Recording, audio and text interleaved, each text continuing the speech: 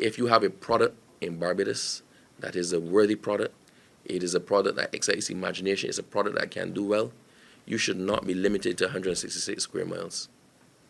You should only be limited as far as your imagination can take you. If you have something that Bajans like, chances are somebody else in the world is going to like it. We have to figure out how to make that product known to everybody else, how to make it accessible to everybody else, how to make it deliverable to everybody else. At which point, we now take you from being a small business person to being an international or global business person. And I think combining it with the postal services, it's amazing because we're all moving into shipping and putting your businesses online and tapping into the world business. And that's the key thing here, is to help the small entrepreneur, the younger entrepreneur, because that's the future of Barbados, help them understand how to overcome the most common obstacles online.